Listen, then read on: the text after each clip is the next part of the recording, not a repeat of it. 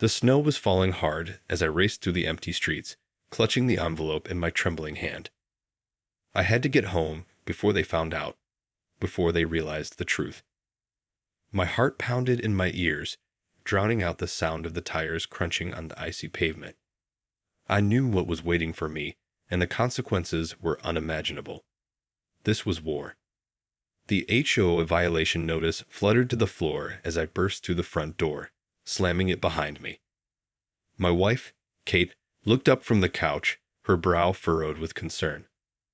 "What's wrong?" she asked, seeing the wild look in my eyes.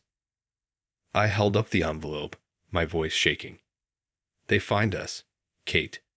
The HOA fined us for having a visitor during quiet hours." Kate's eyes widened. But that was my oncologist, coming to check on me after my treatment. How could they? "They don't know," I interrupted, pacing the living room. "They have no idea who I am. To them, I'm just another resident breaking the rules." Kate's face fell. "Oh no, they're going to make us pay, aren't they?" I nodded grimly. "And if we don't, they'll take us to court. We could lose the house." Tears welled in Kate's eyes. "I can't handle the stress of a lawsuit right now. Not with my cancer treatments." She clutched her chest, wincing in pain. I rushed to her side, wrapping my arms around her. "I won't let that happen," I whispered. "I'll fix this. Somehow." But as I held my wife, my mind raced. The HOA had no idea they were messing with the hospital director, and I was about to make them regret it. The next morning, I marched into the HOA office, my jaw set with determination. The bored-looking receptionist looked up as I approached the counter. "Can I help you?" she asked, her tone dripping with disinterest. I slapped a violation notice on the counter, my eyes narrowed. "Yes, you can. I'd like to speak to the board about this ridiculous fine." The receptionist blinked, taken aback by my sudden aggression. "Oh, well, the board meeting is next week. You can." "I don't have time to wait a week," I interrupted, leaning in. "This is a serious matter, and I demand to speak to them immediately." She hesitated, then nodded slowly. Let me see what I can do." As she scurried off, I smiled to myself. This was just the beginning. The HOA board members shuffled into the conference room, eyeing me warily as they took their seats. I stood at the head of the table, my arms crossed, radiating an aura of barely contained fury. "Thank you all for seeing me on such short notice," I began, my voice dripping with sarcasm. "I'm sure you're all wondering why I'm here." The board president, a pompous-looking man named Mr. Harrington, cleared his throat. "Yes, well, you mentioned a violation notice. What seems to be the problem?" I slammed the envelope down on the table, making them all jump. "The problem is that you fined my wife for having a visitor during quiet hours. A visitor who happened to be her oncologist, coming to check on her after cancer treatment." A murmur of discomfort rippled through the room. Mr. Harrington shifted uncomfortably in his seat. I see. Well, the rules are the rules, and—" "The rules?" I interrupted, my eyes narrowing. "Do you have any idea who I am?" The board members exchanged confused glances. Mr. Harrington shook his head slowly. "No, I can't say that we do." I leaned forward, a humorless smile spreading across my face. "Well, let me enlighten you. I'm the director of the largest hospital in this city, and I can promise you, if you don't rescind this ridiculous fine immediately, I will make sure your precious HOA becomes the laughingstock of the entire community." The color drained from Mr. Harrington's face. You can't be serious. You're bluffing." I shook my head, my expression unwavering. "Oh, I assure you I'm deadly serious. This is your one and only chance to make this right. If you don't, I'll make sure every single resident in this neighborhood knows exactly how you've been abusing your power." The board members exchanged panicked glances, the realization dawning on them that they had made a grave mistake. Mr. Harrington swallowed hard, his voice trembling. All right, all right. We'll rescind the fine. But please, don't. Don't what? I interrupted, my tone laced with ice. Don't expose your incompetence and blatant disregard for the well-being of your residents. Too late. You've already sealed your own fate. With that, I turned on my heel and strode out of the room, leaving the stunned board members in my wake.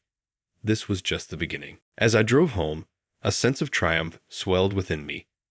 The HOA had no idea what they were up against. I was the director of the largest hospital in the city, a respected, powerful figure.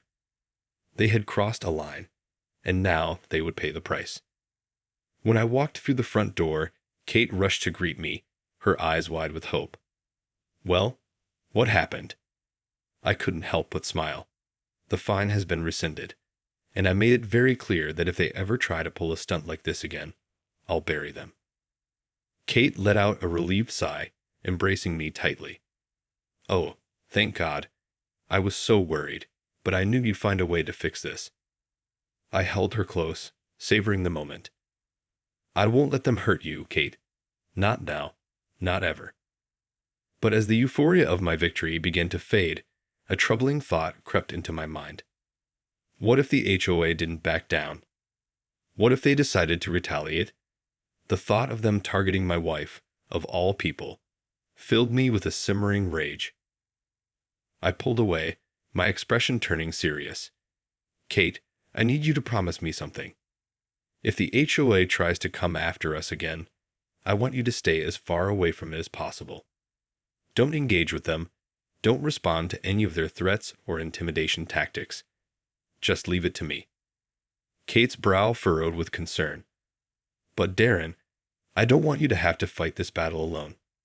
I want to help. No, I interrupted, my voice firm. This is my fight now.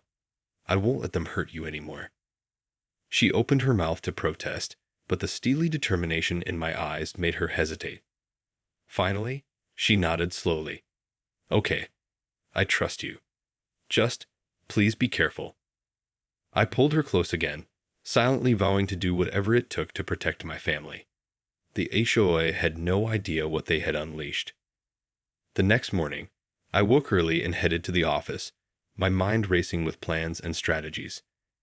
I needed to get ahead of this before the HOA could strike back. As I strode through the hospital corridors, my employees greeted me with their usual respect and deference, unaware of the storm brewing just outside our walls. When I reached my office, my assistant, Emily, was waiting for me, a concerned look on her face. Mr. Donovan, there's been an incident at your house. The police are there, and they're asking for you. My heart dropped. What happened? I demanded, already heading for the door. Emily hurried to keep up with my long strides. I'm not sure of the details, but it sounds serious. As I raced out of the hospital, my mind was flooded with a million worst-case scenarios. Kate, the HOA, this couldn't be happening. Not now, when I was so close to taking them down. I could only hope I wasn't too late. The flashing lights of the police cars illuminated the quiet suburban street as I pulled up to my house, my heart pounding in my chest. I leaped out of the car, ignoring the shouts of the officers as I rushed toward the front door. Kate, I yelled, bursting into the entryway. Kate, are you? My words caught in my throat as I took in the scene before me. Broken glass littered the floor, and the living room was in shambles.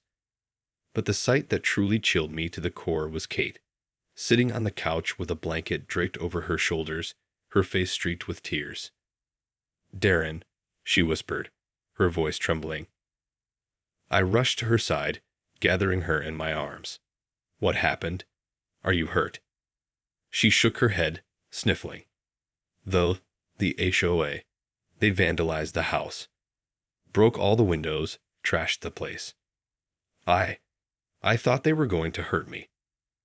A wave of fury washed over me, and I turned to the officers standing nearby. Who did this? I want names, addresses, everything. One of the officers, a grizzled veteran, cleared his throat. "We're still investigating, sir, but it appears to be the work of the HOA president and a few of his associates." My grip on Kate tightened, my knuckles turning white. "Mr. Harrington, I presume." The officer nodded. "Yes, that's right. We've got a couple of his lackeys in custody, but Harrington himself seems to have disappeared." I cursed under my breath, my mind racing. This was no longer just about a petty fine, it was personal. The HOA had crossed a line, and they were going to pay dearly for it. "I'd want that man found," I growled, my voice laced with menace. "And when you find him, you tell him that he's made a grave mistake. This isn't over. Not by a long shot." The officer nodded, his expression somber. "We'll do our best, sir. In the meantime, we'll need to take your statement and—" I held up a hand, cutting him off. "Later. Right now, I need to take care of my wife." Turning back to Kate, I gently brushed a stray lock of hair from her face, my heart aching at the fear and pain I saw in her eyes. "I'm here, my love. I'm not going anywhere. I promise." As I held her close, a single, unwavering thought burned in my mind. Mr. Harrington and his cronies had made a fatal mistake, and they were about to learn the hard way that you don't mess with the director of the largest hospital in the city. The police finished taking my statement, and I insisted that Kate be examined by a doctor from the hospital. She was shaken, but thankfully unharmed. As the officer left, I turned to my wife, my expression grim. "Kate, I need you to stay with your sister for a few days. It's not safe for you here." She opened her mouth to protest, but I held up a hand. "Please, just trust me on this. I need to handle this, and I can't do that if I'm constantly worrying about your safety." Kate searched my face, her eyes filled with a mixture of fear and determination. "Darren, I'm not leaving you to deal with this alone. I'm in this fight with you, whether you like it or not." I sighed, running a hand through my hair in frustration. "I know, and I'd love you for that.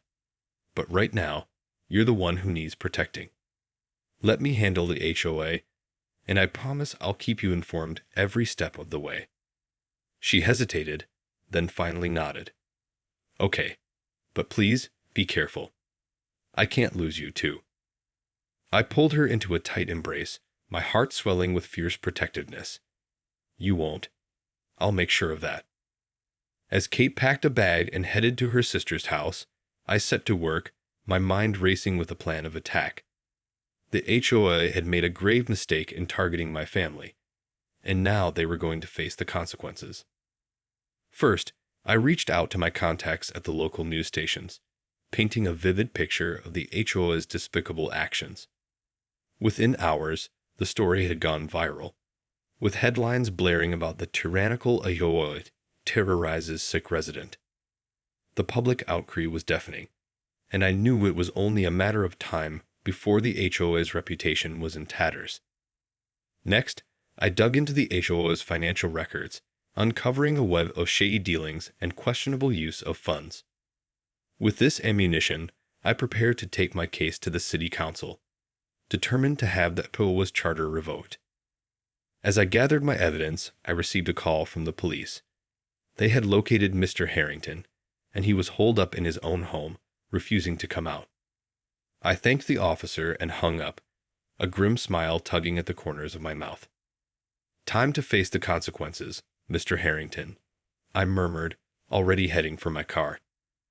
This was war, and I was going to win. The sun was beginning to set as I pulled up to Mr. Harrington's sprawling mansion, the flashing lights of the police cars casting an eerie glow over the scene.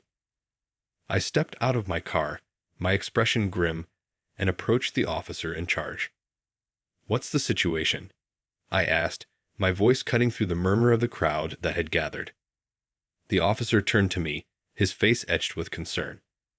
"Mr. Harrington is holed up inside, and he's armed. We've tried to negotiate, but he's not responding. We're worried this could turn ugly if we try to forcibly remove him." I nodded, my mind racing. "Let me try talking to him." He might be more willing to listen to someone he's actually threatened. The officer hesitated, then nodded. All right, but be careful. We don't know how they'll react. I strode toward the front door, ignoring the shouts and murmurs of the onlookers. Reaching the door, I pounded on it with my fist, my voice booming. Mr. Harrington, this is Darren Donovan. I know you're in there, and I think it's time we had a little chat. There was a moment of silence, then the sound of a lock being turned. The door creaked open, and there stood Mr. Harrington, his face haggard and his eyes wild. Donovan, he spat, his grip on the gun in his hand visibly tightening. I should have known you'd come crawling back. I raised my hands in a placating gesture, my tone calm and measured. Mr. Harrington, there's no need for this. All I want is to talk, man to man. No more games, no more violence. Just a conversation. Harrington's eyes narrowed, and for a moment I thought he might open fire. But then, to my surprise, he slowly lowered the gun, a resigned sigh escaping his lips. Fine. Come in, but make it quick. I stepped inside, my senses on high alert. The place was a mess, with broken furniture and shattered glass everywhere. Harrington led me to a small study, where he collapsed into a chair, the gun still clutched in his hand. All right, Donovan, he said, his voice laced with bitterness. What do you want? I took a seat across from him, my gaze steady. I want you to understand the gravity of what you've done. Terrorizing my wife, destroying our home, that crosses a line. And now, you're holed up in this place, threatening the police. It has to stop, Harrington. The older man let out a hollow laugh. Oh, spare me the moral high ground, Donovan. You think I don't know what kind of power you wield. You think I don't know that you can bury me with a single phone call. I shook my head, my expression grave. This isn't about power, Harrington. This is about doing the right thing. You've abused your position, and you've hurt people. And now, you're facing the consequences. Harrington's grip on the gun tightened, his knuckles turning white. Consequences. You have no idea what I'm facing. The HOA is all I have left, Donovan. Without it, I'm nothing. A has-been, a nobody. I leaned forward, my voice soft but firm. Then let me help you, Harrington.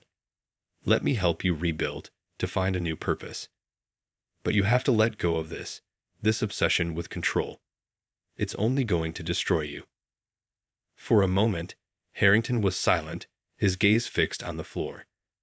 Then, slowly, he raised his head, and I saw the tears glistening in his eyes. I don't know if I can, he whispered, his voice trembling. I reached across the table, placing my hand on his arm. Try, Harrington. For your own sake, and for the sake of this community, it's not too late to make things right. The older man stared at me, a flicker of hope igniting in his eyes. And in that moment, I knew that the war was finally over. The next few weeks were a whirlwind of activity as the aftermath of the HOA's downfall unfolded. With Harrington's cooperation, I was able to expose the full extent of the board's corruption and mismanagement, leading to the revocation of the HOA's charter and the dissolution of the organization. The news coverage was relentless, with reporters eager to shed light on the tyrannical HOA that had terrorized a sick resident. My name became synonymous with justice and triumph, and I found myself the reluctant recipient of praise and accolades from the community. But through it all, my focus remained on Kate. I made sure she was safe and comfortable with her sister, visiting her frequently and keeping her updated on the progress of the investigation. She was still shaken by the ordeal, but the knowledge that the HOA had been dismantled brought her a sense of relief and security. As for Harrington, he agreed to plead guilty to various charges, including vandalism, intimidation, and misappropriation of funds. In exchange for his cooperation, he was sentenced to a relatively lenient term of probation and community service. I had argued on his behalf, convinced that the former HOA president deserved a chance at redemption. He's a broken man, Kate, I told my wife as we sat together in her sister's living room. The HOA was his entire world, and now that it's gone, he's lost. I think he knows he needs to make amends to find a new purpose. Kate nodded, her expression thoughtful. It's a hard thing, admitting you've been wrong. I'm glad you were able to see that in him, Darren. Not everyone would have given him that chance. I reached out and squeezed her hand, a small smile tugging at the corners of my mouth. I couldn't have done any of this without you, my love. You were the one who gave me the strength to fight, no matter the cost. Kate leaned in, resting her head on my shoulder. And I'll always be by your side, Darren, no matter what. As the sun began to set, casting a warm glow over the room, I knew that this chapter of our lives was finally coming to a close. The HOA was gone, and my family was safe. And while the scars of what we had been through would likely never fully heal, I was grateful for the opportunity to emerge from this ordeal stronger and more determined than ever. As the dust settled and the media frenzy surrounding the HOA's downfall began to subside, I found myself reflecting on the events of the past few months. What had started as a simple violation notice had escalated into a full-blown war, one that had shaken the foundations of our community and tested the limits of my own resolve. But through it all, I had emerged victorious, not just for myself and my family, but for the countless others who had been victims of the HOA's abuses. And as I sat in my office, staring out at the bustling city beyond, I couldn't help but feel a sense of pride and accomplishment. It was then that I received a call from an unexpected source, Mr. Harrington himself. His voice was shaky, but there was a newfound determination in it. Darren, he began, I wanted to thank you for everything you've done, not just for your family, but for this community. I know I don't deserve it, but your kindness and understanding have changed me in ways I never thought possible. I leaned back in my chair, a small smile spreading across my face. I'm glad to hear that, Harrington. It's not easy, admitting your mistakes and trying to make amends, but you've taken the first step, and I have faith that you'll continue on that path. Harrington let out a shaky breath. I will, Darren. I've been working with the City Council to establish a new neighborhood association, one that's focused on community outreach and support, rather than power and control. And I'd like you to be a part of it, if you're willing. I blinked, momentarily taken aback by the offer. Harrington, I'm honored, but are you sure? After everything that's happened, I wouldn't blame you if you wanted to distance yourself from me and my family. Exactly the opposite, Harrington replied, his voice growing stronger. You've shown me the true meaning of leadership, of putting the needs of the community first. I want to rebuild this neighborhood the right way, and I can't think of a better person to help guide me. I considered his words, my mind racing. This was an opportunity to truly make a difference, to ensure that no one else would ever have to endure what my family had gone through. And if Harrington was sincere in his desire for redemption, then perhaps this could be the beginning of something truly transformative. All right, Harrington, I said, my voice resolute. I'll do it. Let's build something better for all of us. As I hung up the phone, I felt a weight lift from my shoulders. The war with the HOA was over, and a new chapter was just beginning. And this time, I would be there to make sure it was done right. With a renewed sense of purpose, I turned my attention to the tasks at hand, determined to create a brighter future for my community and for my family.